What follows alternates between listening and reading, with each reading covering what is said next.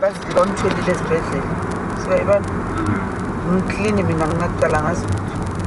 Base bangitshela indaba mina kusasa ngiyavumbuka ngiyagijima ngekhaya. Ngicela amalungiselelo ngiyaclaima ngenza zonke lezi zinto. Sithi mawuclaima kuyoba yintwana nje. Next week, imali izotholakala next week. Ngisinga. Asithi Friday. Sithi so sipay nje Friday. Next week. Sidla kamnandi. Kahle nje. Namba nosebenza kahle nje. Awufanele ungithathele ngisizase fanele ngizohamba nawe. Listen ngicela isibhamu. Mase ngasebenzisa. Manje ngasebenzisa lezo zinto. Ngesithola imali. Uzoshuka la. Nemali ngeke iphume. Angithi kusemakhaya azenziwa lezo zinto. Emakhaya mangazi ukuthi badubulile ibusinessman.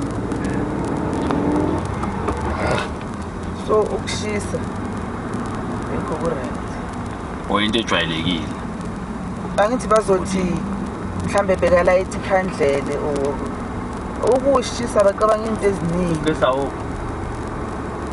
Ngisakhumbula ukuthi nawo yena ugesi ngale. Athi ukhona. Angithi bazocabanga into eziningi mhlambe kuqhume ifridge or kuyenzakaleni. Uyabona umlilo awufani nelo. Nemesa nesibhamu. Wagcina nini la? Ukwenza bengila ngithi 2 weeks back. Yena ngithi uhlala estandini sakhe. Umama uhlala le ekhaya. Umntana ilasibona sekhaya. Hayi mara ngibona ayifuna amajini yayithi bayazi ukuthi lapho kulale bana kanti uyo nabantwana bakhe. Siyakuphi konje? Oh, which back fish? Why? Mina Freestad KZN only. Izindawo zami lejuice. Angithi ngimayisho no ex-boyfriend kuyakuchisela.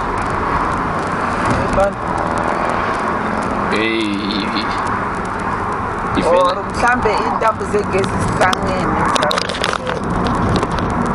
so ukushisa akuna ngibona ngathi la nama-cases okushisa akukho la yakhona so mara isibhamu basilandele iyasoleka nomesa kusho ukuthi lo muntu ngothi yabulala ngathi la uyazi ukuthi anginamali yazi lento ngiyenzelani ukuthi ngithole imadlana